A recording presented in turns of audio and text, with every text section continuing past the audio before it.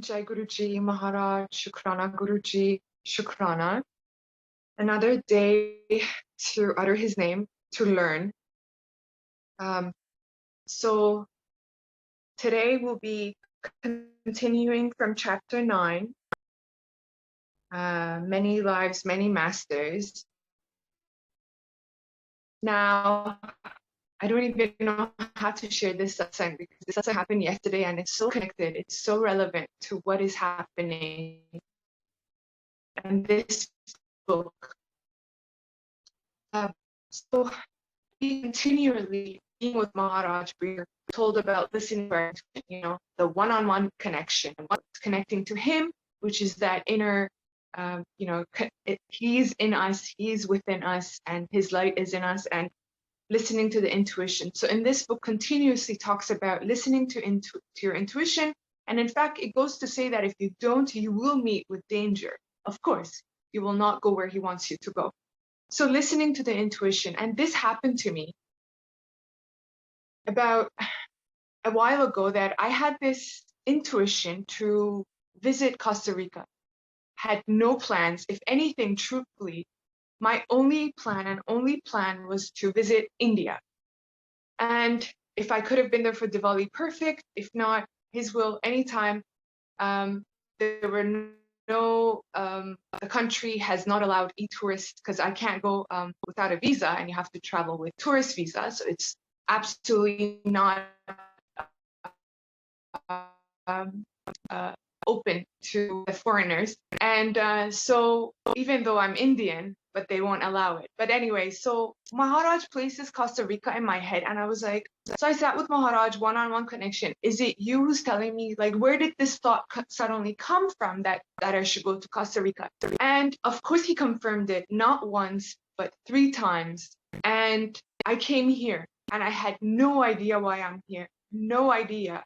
But when you listen to Maharaj, the satsang happens, and this is what happened. Yesterday, actually the day before yesterday, Maharaj said, the task is done, you need to go back. So I had booked till January 5th, so beginning of October till January 5th to be here. It's already just, not even just 2 weeks, and he's telling me to return, that the task is done. Whatever that had to happen had to be done. So I had booked this trip through Airbnb, and if you cancel, there's some money that cannot go back to you. So you lose, some of your money. And of course, I was like, Maharaj, it's whatever you want. If it is you that's telling me to return, who cares about the money? Anything you say. And suddenly yesterday, this thought came to me that you owed these people money. So I live in a village. I think you saw a shirtless man here yesterday walking. That was the property owner, Fernando. And his wife and his family live in a village, and I've just rented a room from them. He said to me, all of a sudden, I was not thinking about them. I was not, just my intuition suddenly said, you owed them money from a previous lifetime. This money had to go to them. How Maharaj orchestrated. Okay, this thought came and left. Last night, I have a Sangat who called me from Toronto, and she never calls me more than once, but this call kept coming repeatedly. I didn't answer it, and then she called again. And then suddenly she went to say that her son went to another city in Toronto, in Canada, to buy a car. But in fact, they found out later that he had to travel this long distance because of a previous lifetime, and he owed money to these people. And how Maharaj connected the dots, and how he confirmed exactly what I was thinking, or what he placed in me, that same thought that I had, and it's just incredible, his ways. To the person with a logical mind, you would say, why would you go there? You don't know anyone, you don't know anything. But for, all these, you're going to lose this much money.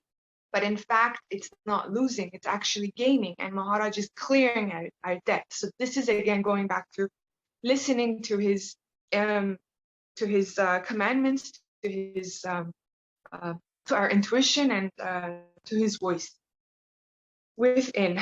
So that's the satsang that happened, and how relevant, how connected to what he's getting us to read and get familiar with, and this lesson that is coming in order. Let's do a recap just quickly of what we covered yesterday. So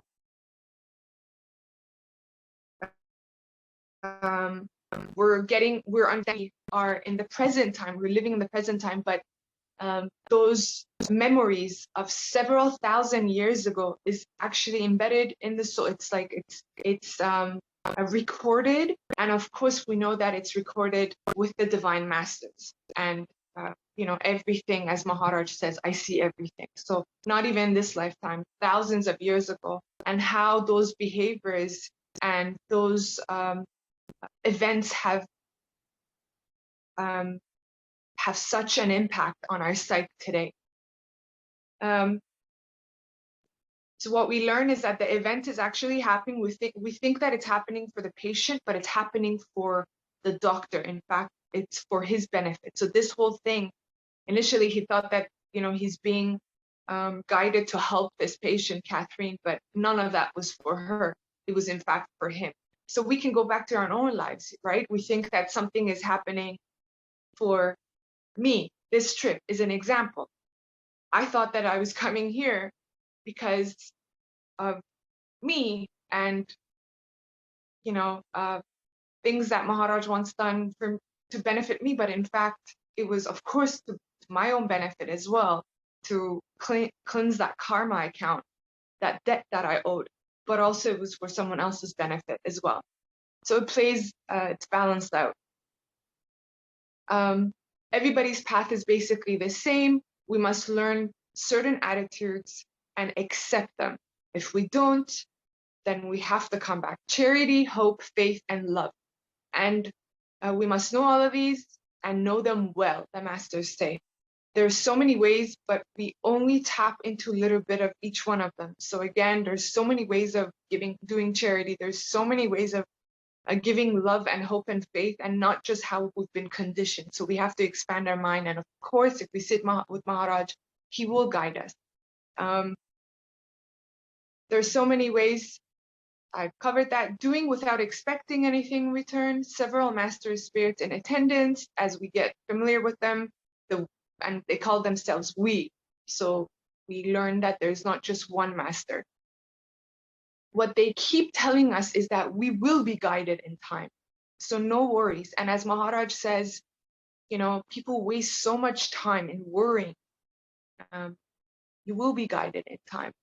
And again, learning from the fakir and this book, the more calm we are, the more relaxed that we are, we can hear his divine voice and his we can understand where he wants us to go and what to do. When you accomplish what you've been sent here to accomplish, then your life will be ended. And life is not measured in how we think, like, oh, I have to achieve this, or I have to get this degree, or I have to do that.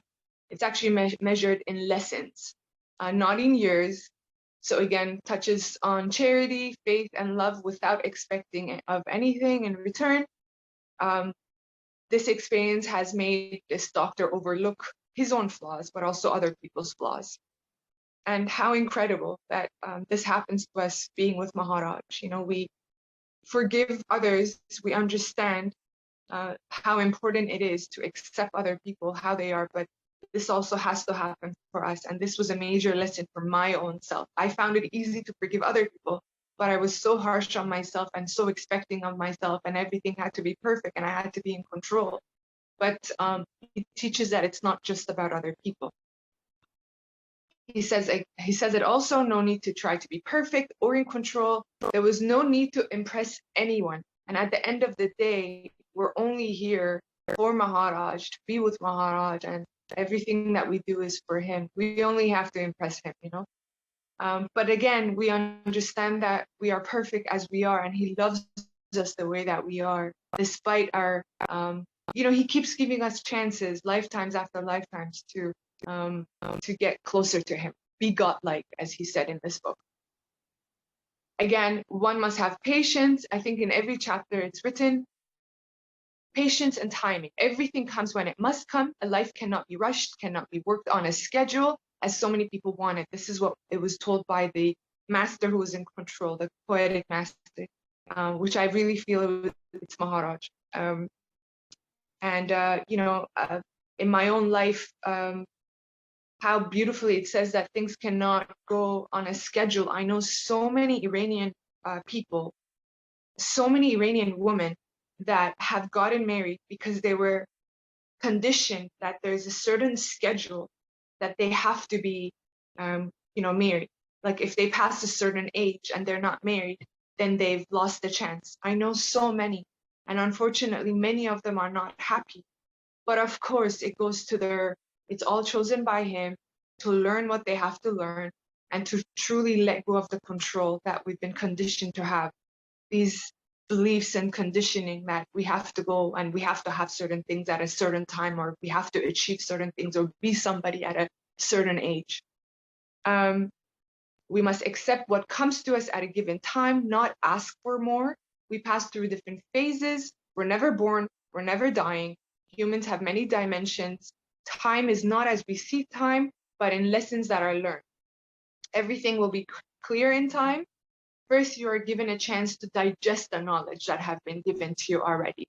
Again, you can go to your own experiences. For me, the first year that Maharaj came, from July 7, 2018, literally till July 7, 2019, I had 1 year literally of just going to satsangs and digesting whatever that had come. I could not believe this world that had opened up. And I later was told by Maharaj that I had to give you that full year to digest everything and to cleanse and, get familiar and to truly, clean this vessel within that.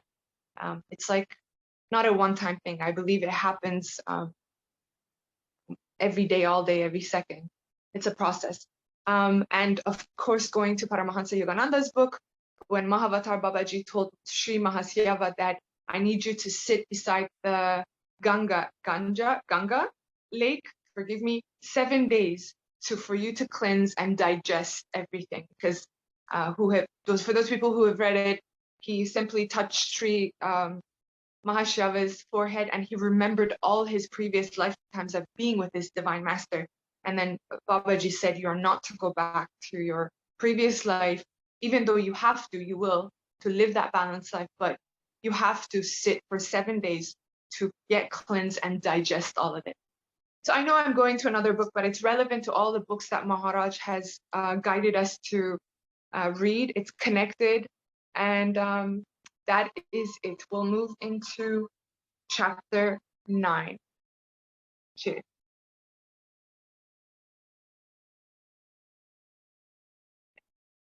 Okay. I'll try to read when she's talking about her lifetimes, even though it says that she's talking in a slow, whisperish way, but I want to read through them a lot faster. But otherwise, when the masters speak or any other information, I will try to say it less. I'll try to go slower. Okay. Each week, another layer of neurotic fears and anxieties was stripped away from Catherine. Each week, she appeared a bit more serene, a bit softer, and more patient. She was more confident, and people were drawn to her. Catherine felt more loving, and other gifts like heart. First, I cleanse the inside again, and your external life heals on its own. The inner diamond that was her true personality shining brilliantly for all to see. Spanned millennia. Each time she entered hypnotic trance, I had no idea where the threads of her lives would emerge. From prehistorical caves to ancient Egyptian times, she had been there. And all of her love somewhere beyond my Catherine. I see a fuselage and an airstrip, some kind of strip, she whispered softly. Do you know where it is? I can't see. Alsatian? Then more definitely, Alsatian. In France? I don't know. Just Alsatian. I see the name Von Marx. Von Marx. phonetic, in brackets. Some type of brown helmet or a hat with goggles on it. The troop has been destroyed. It appears to be a very remote area. I don't think there's a town nearby. What do you see? I see buildings destroyed. I see buildings. The land is torn up from bombing. There's a very well hidden area. What are you doing? I'm helping them with the wounded. They're carrying them away. Look at look at yourself. Describe yourself. Look down and see what you're wearing. I have some type of jacket on. I have blonde hair. I have blue eyes. My jacket is very dirty. There are many wounded people. Are you trained to help with the wounded? No. Do you live there or were you brought there? Where do you live? I don't know. About how old are you? 35. Catherine herself was 29, and she had hazel eyes, not blue. I continued the questioning. Do you have a name? Is it on the jacket? There are wings on the jacket. I'm a pilot, some type of pilot. You fly the airplanes? Yes, I have to. Who makes you fly? I'm in service to fly. That's my job. Do you drop the bombs too? We have a gunner on the plane. There's a navigator. What kind of plane do you fly? Some type of chopper plane. It has 4 propellers. Propellet. Propellers. It's a fixed wing. I was amused because Catherine knew nothing about airplanes. I wondered what she would think of fixed wing. I wondered what she would think fixed wing meant, but like the making of butter or the embalming of the deceased under hypnosis, she possessed a vast store of knowledge. Only a fraction of this knowledge, however, was available to her everyday conscious mind. I want to just share something so amazing. Going to Autobiography of a Yogi, when Paramahansa Yogananda was told to go to the US, he had no clue how to speak English, no clue. And this intuition came to him that he had spoken the language before. So if he, in one of his previous lifetimes, he was aware of that. And if he could just tap into that vibration of that language, and that's what happened, even though people were laughing at him, once he was on stage, but after 10 minutes, he went into that calm, relaxed state. How important it is. He became patient with himself. He focused on his inner world rather than just, being stressed or being in control of what's happening outside, but just focused in, and suddenly he started speaking in English fluently. So how amazing that, we have all of this knowledge, all of it. We can do anything. We can tap into that. Who knows in what lifetimes, what we have done. So we are capable. We have the ability. We just have to, get calm and get patient with ourselves so all that memory can come. Those that will benefit us will come. I pressed on. Do you have a family? They're not with me. Are they safe? I don't know. I'm afraid they will come back. My friends are dying. Who are you afraid will come back? The enemy. Who are they? The English, the American Armed Forces, the English. Yes. Do you remember your family? Remember it? There's too much confusion. Let's go back in the same lifetime, back to the happier times, before the war, the time with your family back at home. You can see that. I know it's hard, but I want you to relax. Try and remember. Catherine paused, then whispered, I hear the name Eric. Eric. I see a blonde-haired girl, a child. Is that your daughter? Yes, it must be. Margaret. Is she close to you? She's with me. We're on a picnic. The day is beautiful. Is anyone else there with you besides Margaret? I see a woman with brown hair sitting on the grass. Is she your wife? Yes. I don't know her, she added, referring to a recognition of someone in Catherine's present lifetime. Do you know Margaret? Margaret, look at Margaret closely. Do you know her? Yes, but I'm not sure how. I knew her from somewhere. It will come to you. Look into her eyes. It's Judy, she answered. Judy was presently Catherine's best friend. There had been an instant there had been an that there had been a instant rapport at their first meeting, and they had become true friends, implicitly, implicitly trusting each other, knowing the other's thoughts and needs before they were verbalized. How amazing, right? How amazing that her best friend was her daughter, where she was a man. Incredible. Again, makes you wonder and ponder about the people in your life. You could just look at them and think like they could have been anybody playing any role in my life. How incredible. And those that you feel such connection, I must have had a lot of kids. Have this Shukrana to Guruji, have this connection with a lot of people. I probably had a lot of kids. Judy, I repeated. Yes, Judy. She looks like her. She smiles like her. Yes, that's good. Are you happy at home, or are there problems? There are no problems. Long pause. Yes, yes, it is a time of unrest. There's a problem deep in the German government, the political structure. Too many people want to move into too many directions. It will eventually tear us apart, but I must fight for my country. Do you have strong feelings for your country? I dislike war. I feel it is wrong to kill, but I must do my duty. Go back now. Back to where you were, on to the plane on the ground, and the bombings, and the war. It's later. The war has started. The English and the Americans are dropping bombs near you. Go back. Do you see the plane again? Yes. Do you still have the same feelings about duty and killing and war? Yes, we will die for nothing. What? We will die for nothing, she repeated in a louder whisper. Nothing? Why for nothing?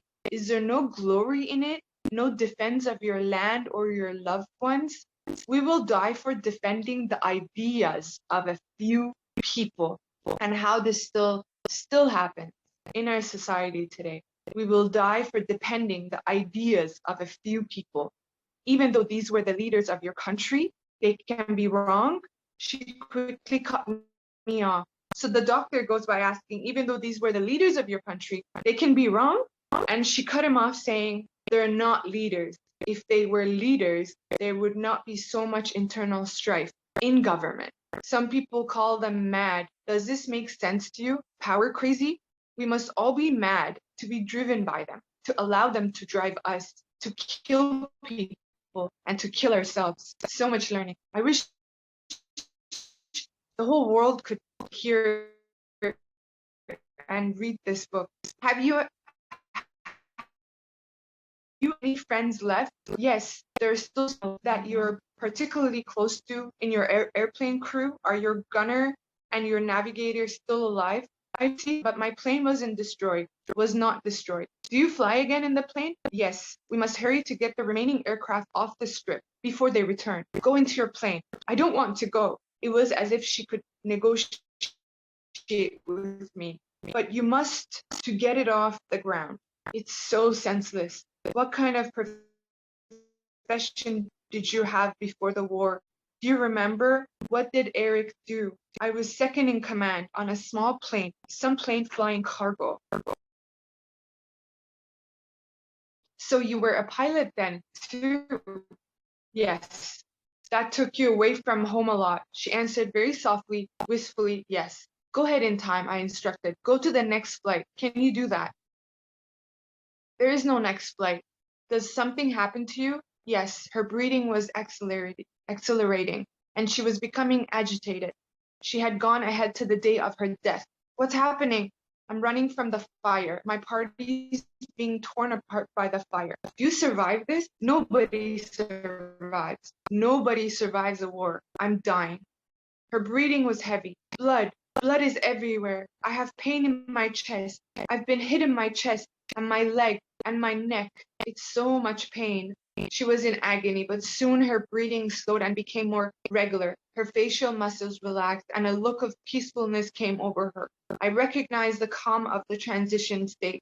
You look more comfortable. Is it over? She paused and answered very softly. I'm floating away from my body. I have no body. I am in spirit again. Good. Rest. You've had a difficult lifetime. You went through a difficult death. You need to rest. Restore yourself. What did you learn from that lifetime? I learned about hate, senseless killing, misdirected hate, people who hate and they don't know why. We are driven to it by the evil when we are in physical state. Is there a higher duty than duty to the country? Something that could have prevented you from killing, even if you were ordered, a duty to yourself? Yes, but she did not elaborate. Are you waiting for someone? Are you waiting for something now? Yes, I'm waiting to go into a state of renewal. I must wait. They will come to me. They will come for me. They will come. Good. I would like to talk with them when they come. We waited for several more minutes. Then abruptly, her voice was loud and husky, and the original master spirit, not the poet master, was speaking. You were correct in assuming this is the proper treatment for those in the physical state. You must eradicate the fears from their minds. It is a waste of energy when fear is present. How Maharaj says the same thing. Waste of time. It is a waste of energy when fear is present. It strives them from fulfilling what they were sent here to fulfill. Take your cues from your surroundings. They must first be put into a level very, very deep where they no longer can feel their body. Then you can reach them. It's only on the surface that the trouble lies. Deep within their soul, where the ideas are created, that is where you must reach them. Energy. Energy is everything. Everything is energy. So much is wasted. The mountains. Inside the mountain, it is quiet. It is calm at the center. But on the outside, it is where the trouble lies. Humans can only see the outside, but you can go much deeper. You have to see the volcano. To do it, you have to go deep inside. And Shukrana to Guruji that just being in his presence, he does that automatically. We don't need to go anywhere. We just have to connect to him. To be in physical state is abnormal. To be in physical state is abnormal. When you are in spiritual state, that is nature to you. When we are sent back, it's like being sent back to something we do not know. It will take us longer. In this spirit world, you have to wait, and then you are renewed. There's a state of renewal. It's a dimension like the other dimensions, and you have almost succeeded in reaching that state.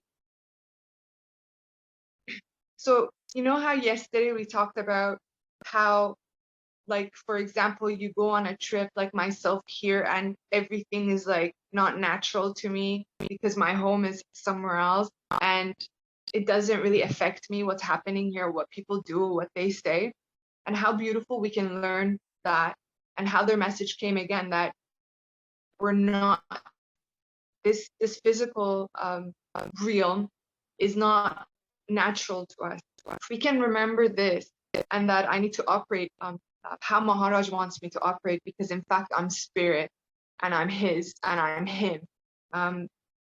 Not meaning him, of course, but you know, his light is within me and I have to be a channel of his. Then that's how we can move so forward and more towards him, really. Beyond the dimension that he wants us to be. So the masters tell him that you have almost succeeded in reaching state of going deep within Catherine's healing and within. This caught me by surprise. How could I be approaching the state of renewal? I have almost reached it, I asked in curiosity. Yes, you know so much more than the others. You understand so much more. Be patient with them. They don't have the knowledge that you have. Spirits will be sent back to help you. I'm going to read this again. Spirits will be sent back to help you. So we learned from this book that there's so many spirits, and that's how Maharaj, you know, said we. And so he sends the spirits, those those who are in service to him in that dimension, to help us in doing whatever that we must do here. Spirits will be sent back to help you, but you are correct in what you're doing. Continue. This energy must not be wasted. You must get rid of the fear. That will be the greatest weapon you have. The master spirit was silent. I pondered the meaning of this incredible message. I knew I was successfully getting rid of Catherine's fears, but this message had a more global meaning. It was more than just a confirmation of the effectiveness of hypnosis as a therapeutic tool. It involved even more than past life regressions, which would be difficult to apply to the general population one by one. No, I believed it concerned the fear of death, which is the fear deep within the volcano, the fear of death, that hidden constant fear that no amount of money or power can neutralize. This is the core. But if people knew that life is endless, so we never die, we were never really born, then this fear would dissolve. If they knew that they had lived countless times before and would live countless times again, how reassured they would feel. If they knew that spirits were around to help them while they were in physical state, and that after death, in spiritual state, they would join these spirits, including their deceased loved ones, how comforted they would be. They knew that guardian angels really did exist, how much safer they would feel. If they knew that acts of violence and injustices against people did not go unnoted, but had to be repaid in kind in other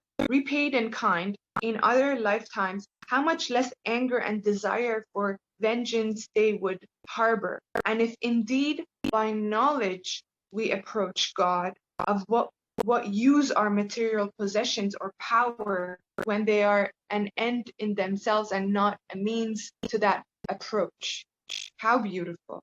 By knowledge we approach God. So what use our material possessions or power? Does that get us closer to God? They are an end in themselves and not a means to that approach. To the greedy or power hungry has no value whatsoever. To be greedy and power hungry has no value whatsoever. Forgive me.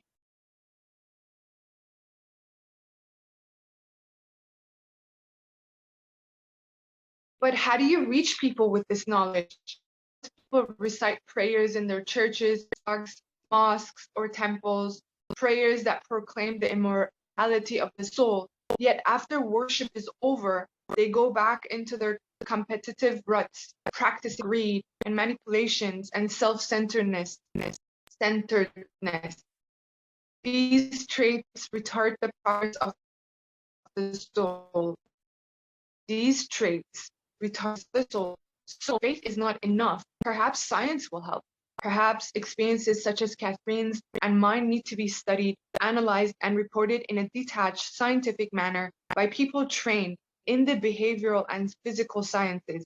Yet, at this time, writing a scientific paper or a book was the furthest thing from my mind, a remote and most unlikely possibility. I wondered about the spirits who would be sent back to help me. Help me do what? Catherine's spirit began to whisper. Someone named Gideon. Someone named Gideon. Gideon. He's trying to talk to me. What does he say? He's all around. He won't stop. He's some type of guardian, something, but he's playing with me now. Is he one of your guardians? Yes, but he's playing. He's just all around. I think he wants me to know he's all around me, everywhere. Gideon, I repeated. He's there. Does it make you feel safer? Yes, he'll be back when I need him. So during my travel here, again, we know it's Maharaj, but I've been in remote areas here. I had no idea where I was standing. I had no idea where I was supposed to go. Like, there was 3 lanes to go and I had no idea where to go. And I would truly just say, Maharaj, I know you're here with me.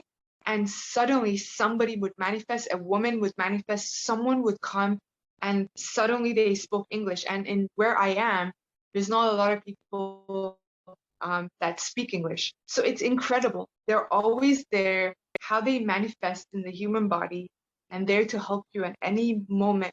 So he'll be back when I need him. Good. Are there spirits around us? She answered in a whisper from the perspective of her superconscious mind. Oh yes, many spirits. They only come when they want to. They come when they want to. We're all spirits. We are all spirits, but others, some are in physical state, and others are in a period of renewal. And so we all have been guardians. Why do we can't we learn as spirits? We must learn some of them in the flesh. We must feel pain. When you're spirit, you feel no pain. A period of renewal. Your soul is being renewed. When you're in a physical state in flesh, you can feel pain. You can hurt. In spiritual form, you do not.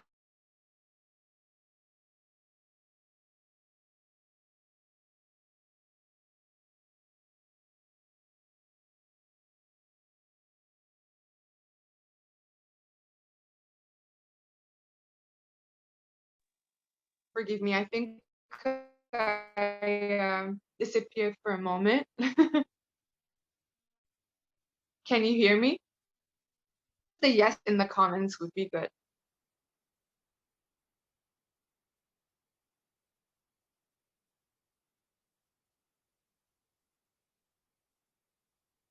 Anyone can hear me? Just type yes kindly.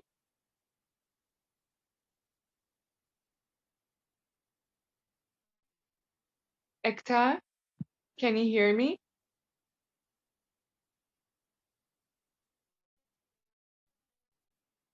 Marco, anyone? Okay, thank you.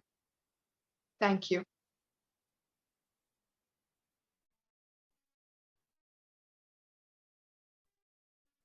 Okay.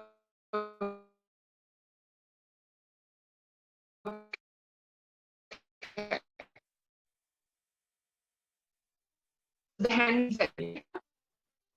Can you say yes?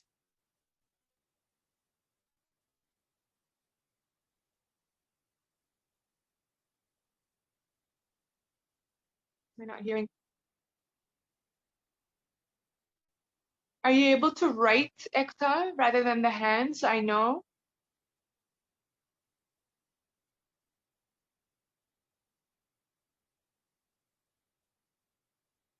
Anyone in the chat can write yes. Am I not seeing it?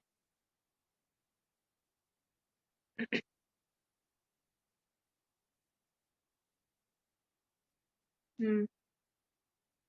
If you're talking, I'm not hearing anything. I just want to make sure that I'm audible.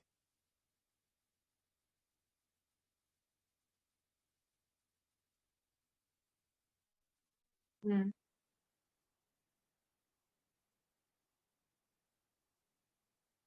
Should I log out and come back? Wait.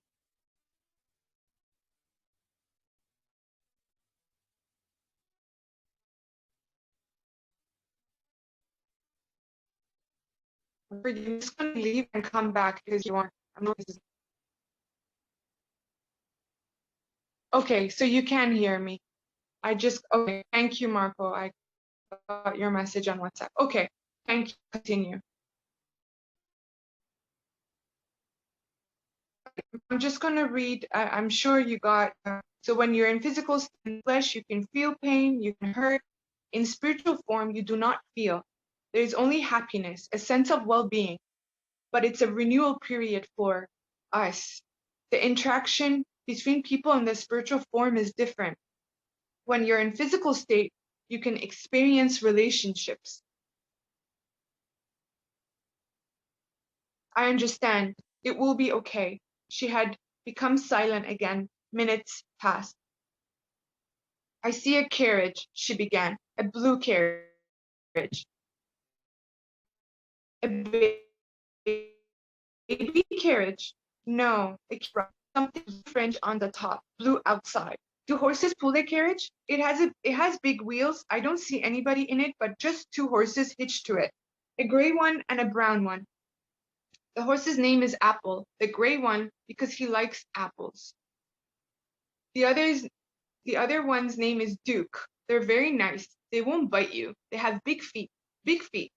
Is there a mean horse too? A different horse? No, they're very nice. Are you there? Yes, I can see this. I can see his nose. He's so much bigger than I am. Do you ride the carriage? By the nature of her responses, I knew she was a child. So she was a child in this lifetime. There are horses. There's a boy there too. How old are you? Very little. I don't know. I don't think I know how to count. Do you know the boy? Your friend? Your brother? He's a neighbor. He's there for some party. They're having a wedding or something. Do you know who is getting married? No, we were told not to get dirty. I have brown hair, shoes that button on the side all the way up. Are these your party clothes? Good clothes? It's some type of white dress with a something roughly over it, and it ties in the back. Is your house nearby? It's a big house, the child answered. Is that where you live? Yes. Good. You can look into the house now. It's okay. It's an important day. Other people will be dressed well too, wearing some special clothes. They're cooking food. Lots of food. Can you smell it? Yes. They're making some type of bread. Bread, meat. We're told to go back outside again. I was amused at this. I had told her it was all right to go inside, and now she had been ordered out again. Do they call your name? Mandy. Mandy and Edward. Is he the boy? Yes. They won't let you stay in the house? No, they're too busy. How'd you feel about that? We don't care, but it's hard to stay clean. We can't do anything. So obviously they're children and they want to play, but their parents have ordered them not to because they don't want to get their clothes dirty. Do you get the wedding? Do you get to the wedding later that day? Yes, I see many people. It's crowded in the room. It's hot, a hot day. There's a parson there. The parson's there with a funny hat, a big hat, black. It comes out over his face, quiet a ways. Is this a happy time for your family? Yes. Do you know who's getting married? Just my sister. Is she much older? Yes. Do you see her now? Is she wearing her wedding dress? Yes. Is she pretty? Yes. She has lots of flowers around her hair. Look at her closely. Do you know her from another time? Look at her eyes, her mouth. Yes. I think it's Becky. I think she's Becky. Smaller, much smaller. Becky was Catherine's friend and co-worker. Intrusiveness into Catherine's life and decision. After all, she was a friend, not family, but perhaps the distinction was now not so clear. She likes me, and I can stand near the front because she does. Good. Look at you. Are your parents there? Yes. Do they like you as much? Yes. That's good. Look at them closely. First your mother. See if you remember her. Look at her face. I'll stop here for a second. We get to know Becky, and we understand that, in her present life, this Becky was obviously her sister in a previous life, but we learned that, a lot of people carry that same behavior over with us, even though they're not family with us in this lifetime, but they do exactly that, and how we can sort of feel compassion now, and this understanding we have that comes from this book that, we might have people in our lives that are too nosy, or they have to know everything, or they want to control our lives, but they're not even family, and we get agitated by that at times. But now we understand that they must have played a role as a family or someone close to us in a previous lifetime, and it's not their fault. They're carrying that same energy. It's truly not their fault. So it just takes a lot of this excitation and why is this person doing this kind of things away from us. we get lighter. This understanding, by knowledge, we come closer to God. You know, this knowledge is so beautiful. Thank you, Maharaj. Catherine, several deep breaths. I don't know her. Um, so, uh, um, yes, first look at mother, and she said, I don't know her. His eyes, and in one lifetime, he slashed her throat and killed her. In one lifetime, he played another role. I don't remember, forgive me. And in this lifetime, he's playing the father role. He's Stuart. He quickly answered. She quickly answered. So Stuart had surfaced once again. This was worth exploring further. What's your relationship with him like? I love him very much. He's very good to me. But he thinks I'm a nuisance. He thinks children are nuisances. Is he too serious? No, he likes to play with us. But we ask too many questions. But he's very good to us, except we ask too many questions. Does that sometimes annoy him? Yes. We must learn from the teacher, not from him. Why we go to school? To learn. That sounds like him talking. Does he say that to you? Yes, he has more important things to do. He must run the farm. Is it a big farm? Yes. Do you know where it is? No. Do they ever mention the city or the state, the name of the town? She paused, listening carefully. I don't hear that. She was silent again. Okay, do you want to explore more in this lifetime? To go ahead in this time or in this? She cut me off. This is enough. During this entire process with Catherine, I had been reluctant to discuss her revelations with other professionals. Actually, except for Carol, his wife, and a few others who were safe, I had not shared this remarkable information with others at all. I knew the knowledge from our sessions were both true and extremely important, yet anxiety about the reactions of my professional and scientific colleagues caused me to keep silent. I was still concerned with my reputation, career, and what others thought.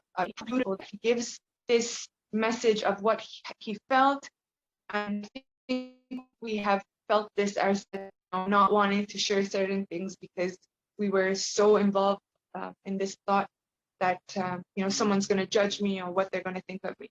So beautiful, he writes that. He was still concerned with his career and reputation and what others thought of him.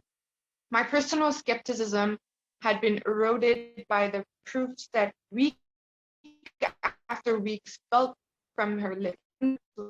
Play the audio tapes and re-experience the sessions with all their drama and immediacy.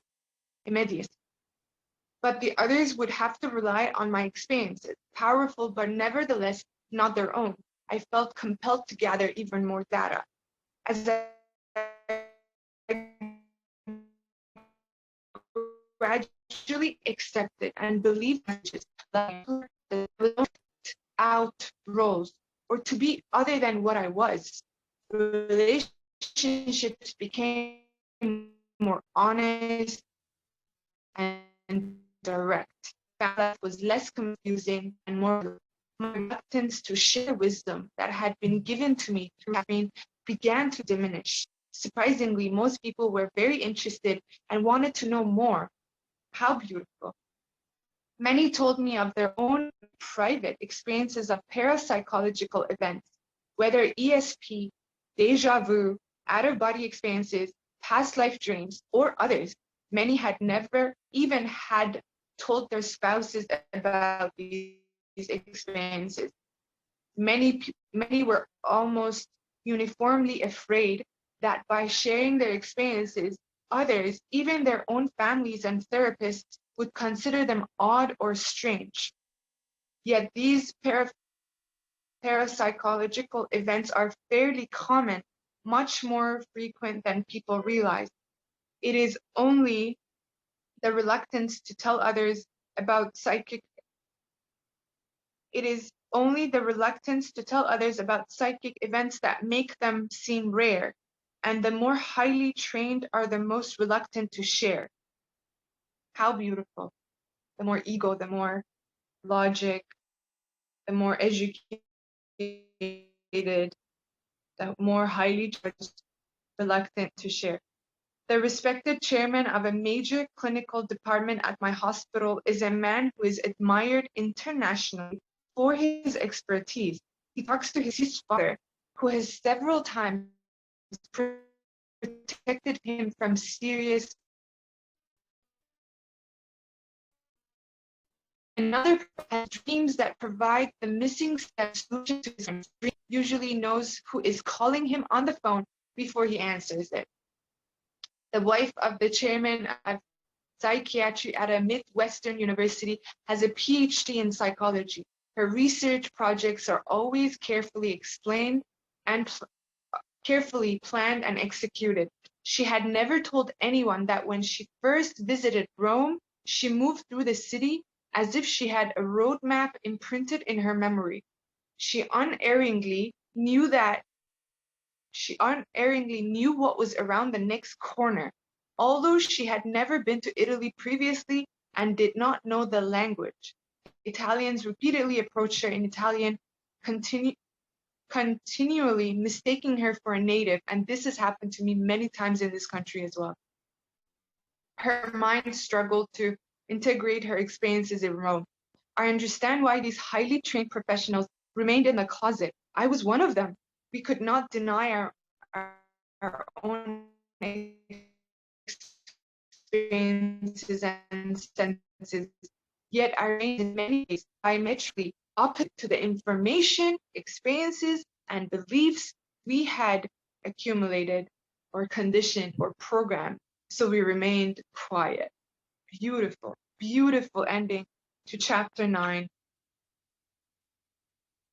Shukrana. So let's have a sip and then we'll chapter 10.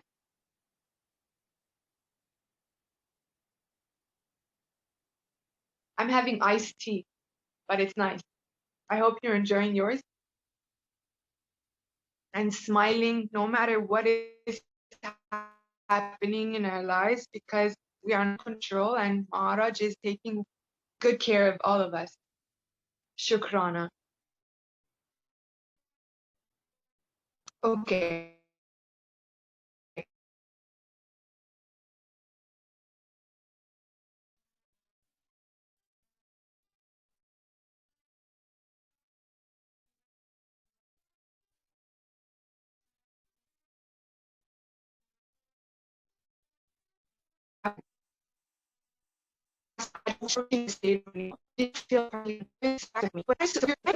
Would I be up to the task? I knew I must wait and be patient. I remember the word comes.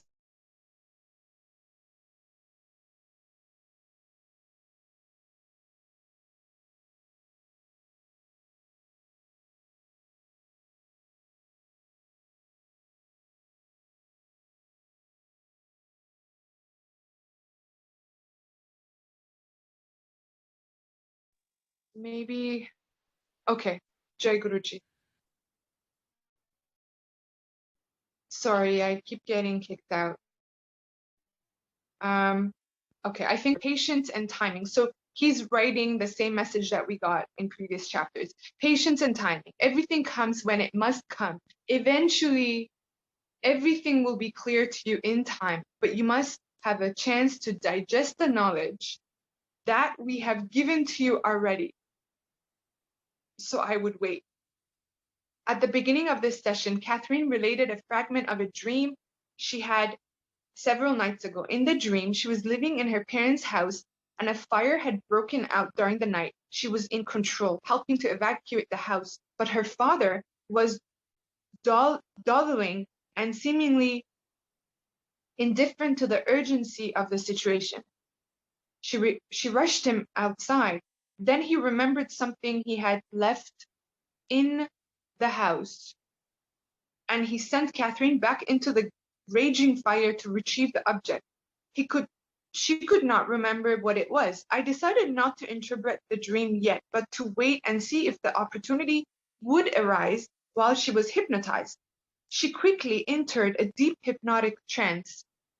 I see a woman with a hood over her head, not covering her face, just on her hair. Then she was silent. Can you see that now, the hood? I lost it. I see some type of black material, brocade material with a gold design on it. I see a building with some type of structural points on it, white. Do you recognize the building? No. Is it a large building? No. There's a mountain in the background with some snow on top of it, but the grass is green in the valley where we're at. Are you able to go into the building? Yes, it's made of some type of marble, very cold to the touch. Is it some sort of temple or religious building? I don't know. I thought it might be a prison. Prison? I repeated. Are there people in the building? Around it? Yes, some soldiers. They have black uniforms, black with gold shoulder pads, gold tassels hanging off, black helmets with some type of gold, something pointed and gold on the top of the helmet, and a red sash around the waist. Are there any soldiers around you? Maybe 2 or 3. Are you there? I'm somewhere, but I'm not in the building, but I'm nearby. Look around. See if you can find yourself. The mountains are there, and the grass, and the white building. Are there other buildings too? If there are other buildings, they're not suited near this one. I see one, isolated, with some type of wall building behind it, a wall. Do you think it's a fort or a prison or something like that? It might be, but it's very isolated. Why is that? Why is that important to you? Long pause. Do you know the name of the town or country where you are? Where are the soldiers? Where the soldiers are? I keep seeing Ukraine. Ukraine, I repeated, fascinated by the diversity of her lifetimes. Do you see a year? Does that come to you? Or a period of time? 1717, she answered hesitantly, then corrected herself. 1758. 1758. There are many soldiers. I don't know what their purpose is, with long swords that curve. What else do you see or hear? I inquired. I see a fountain where they water the horses. Do the soldiers ride horses? Yes. Are the soldiers known by any other name? Do they call themselves anything special? She listened. I don't hear that. Are you among them? No. Her answers were again a child's, short and often monosyllabical. I had to be a very active interviewer. Monosyllabic. I hope I'm saying that right. Her answers were again a child's, short and often monosyllabic. I had to be a very active interviewer. But you're seeing them nearby? Yes. Are you in the town? Yes. Do you live there? I believe so. Good. See if you can find yourself and where you live. I see some very ragged clothes. I see just a child, a boy. His clothes are ragged. He's cold. Does he have a home in the town? There was a long pause. I don't see that, she continues. She seems to be having some difficulty connecting with this lifetime. She was somewhat vague in her answers, somewhat unsure. Okay, do you know the boy's name? No. What happens to the boy? Go with him, see what happens. Someone he knows is a prisoner. Someone he knows is a prisoner. A friend, a relative? I believe it's his father. Her answers were brief. Are you the boy? I'm not sure. Do you know how he feels about his father being in prison? Yes, he's very afraid. Afraid they might kill him. What was his father done? What has his father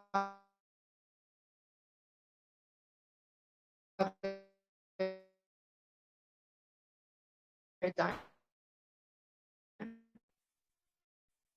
He has stolen some soldiers. No. Do they know how long father will be in the prison or if he will live? No, she answered. She was very upset, very sad. She was not providing much detail, yet she was visibly agitated by the events she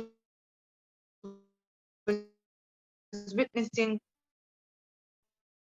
experiencing.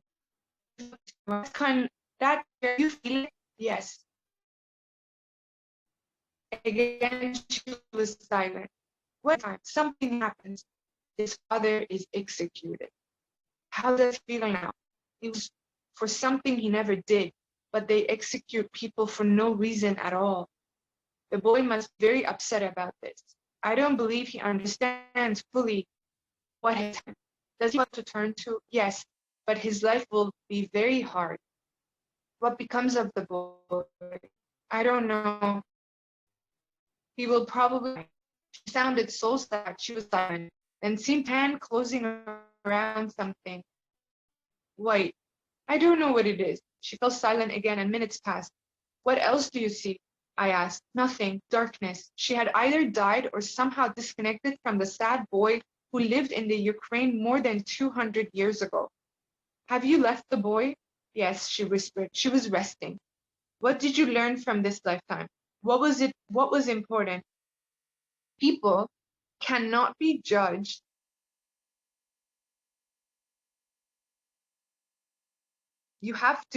People cannot be judged. You have to be fair with someone. Many lives were ruined by being hasty in our judgment. Many lives were ruined.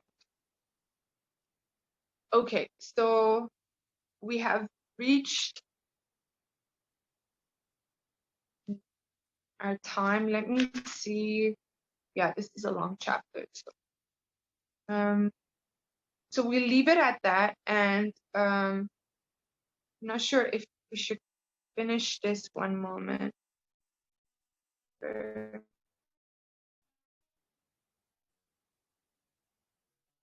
Yeah, it's gonna be we can continue, but I think we should stop here and we'll just continue the rest because I'm I don't know, or we can continue maybe another 10 minutes, whatever you guys say.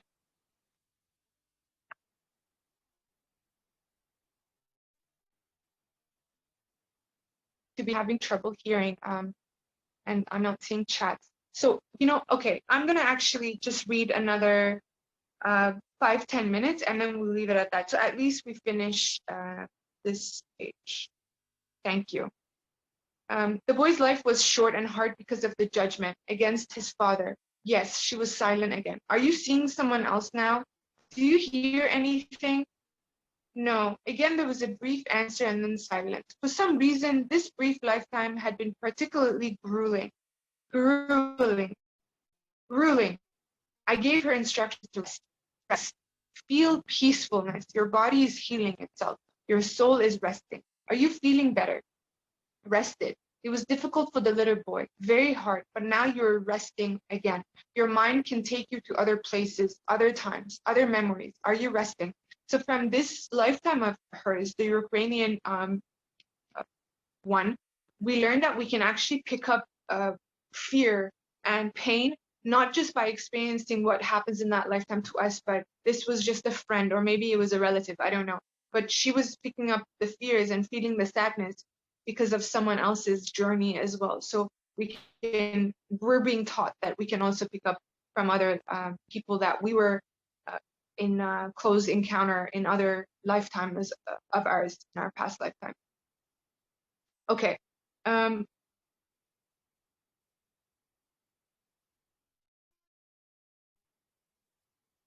have a question now. Yes, I decided to pursue the dream fragment about the burning house. Her father's unconcerned and his sending her back into the conflagration in order to retrieve something of his. So he wants to take her back to that part that to understand why her father pushed her to go back to the house. I have a question you had with your father. You came in a deep trance. Do you remember? Yes. You went back into the house. Do you remember? Yes, the metal box. What was in it that he wanted so bad? His coins that he saves. She answered. Her detailed recollection of the dream content under hypnosis contrasted dramatically with her sketchy recall while awake. Hypnosis was a powerful tool, not only providing access to most remote hidden areas of the mind, but also allowing a much more detailed memory. Were his stamps and coins very, very important to him? Yes. But to risk your life, to go back into a burning house just for the stamps and coins? She cut me off. He didn't think he was risking it. He thought it was safe. Yes. Then why didn't he go back instead of you? Because he thought I could go faster. I see. Was there a risk to you though? Yes, but he didn't realize that. Was there more meaning to that dream for you about your relationship with your father? I don't know. He didn't seem to be in much of a hurry to get out of the burning house. No. Why was he so leisurely? You were fast. You saw the danger because he tries to hide from things. I see this moment to interpret part of the dream. Yes, it's an old pattern of his, and you do things for him, like fetching the box. I hope he can learn from you. I have a feeling the fire presents timing that you realize the danger he does while he dawdles and sends you back for material objects. You know much more and have much to teach him, but he doesn't seem to want to learn. No, she agreed. He doesn't. That's how I see the dream, but you can't force him. Only he can realize this. Yes, she agreed again, and her voice became deep and husky. It's important that our bodies get burned in fires if we don't need them. A master spirit had shed an entirely different perspective on the dream. How amazing. It's unimportant that our bodies get burned in fires if we don't need them. I was surprised at this sudden entrance when I covered at the thought. We don't need our bodies? No, we go through so many stages here. We shed a baby body into a child's, from child to an adult into old age. One step beyond, shed the adult and go on to a spiritual plane. That is what we do. When we get to the spiritual plane, we keep growing there too. We go through different stages of development. When we arrive, we're burnt out. We have to go through a renewal stage, a learning stage, and a stage of decision. We decide when we want to return, where and for what reasons. Some choose not to come back. They choose to go on to another stage of development, and they stay in spirit form. Some for longer than others before they return. It is all growth and learning, continuous growth. Our body is just a vehicle for us while we're here. It is our soul and our spirit that lasts forever. I did not recognize the voice or style. A new master was speaking and speaking of important knowledge. I wanted to know more about these spiritual dreams. No. Oh, sorry. So he asked, is learning in the physical state faster? Are these reasons that people don't all stay in the spiritual state? No, learning in the spiritual state is much faster, far accelerated from that in the physical state. But we choose what we need to learn. If we need to come back to work through a relationship, we come back. If we are finished with that, we go on. In spiritual form, you can always contact those that are in physical state if you choose to, but only if there is importance there. If you have to tell them something that they must know. So I'm just going to continue reading this conversation that he has with the master, so we at least finish it with the learnings, and then we'll call it a day for today. How do you make contact? How does the messages come through? To my surprise, Catherine answered. Her whisper was faster and firmer. Sometimes you can appear before that person and look the same way you did when you were here. Other times, you just make a mental contact. Sometimes the messages are cryptic, but most often the person knows what it pertains to. What it pertains to. They understand. It's a mind-to-mind contact. I spoke to Catherine. The knowledge that you have now, this information, this wisdom, this is very important. Why is it not accessible to you when you are able state? I guess I wouldn't understand it. I'm not capable of understanding it. Then perhaps I can teach you to understand it so that it doesn't frighten you, so that you can learn. Yes, when you hear the voices of the masters, they say things similar to what you're telling me now. You must share a great deal of information. I was intrigued at the wisdom she possessed when she was in that state. Yes, she replied simply. And this comes from your own mind, but they have put it in there. So she gave the credit to the master, of course, but they have put it in there. Yes, I acknowledge. How do I best communicate it back to you so that you grow and lose your fears? You have already done that, she answered softly. She was right. Her fears were nearly gone. Once the hypnotic regressions had begun, her clinical progress had been incredibly rapid. What lessons do you need to learn now? What is the most important thing you can learn during this lifetime so that you can continue to grow and prosper? Trust, she answered quickly. She had known what her principal task was. Trust, I repeat. Trust, I repeated, surprised by the quickness of her report. Yes, I must learn to have faith, but also to trust people. I don't. I think everybody's trying to do evil to me. That makes me stay away from people and situations that I probably shouldn't stay away from. It's keeping me with other people that I should break away from. So I'm going to stop it here. And tomorrow we will, I'm going to read again the learning that she got so we can connect it and go from there. So if that's okay, we won't have any time today for any sharing, but thank you so much. Sorry for the interruptions that happened. The internet here gets disconnected at times. So Shukrana, thank you to all. Thank you so much to learn from. Jai Guruji Maharaj. Shukrana.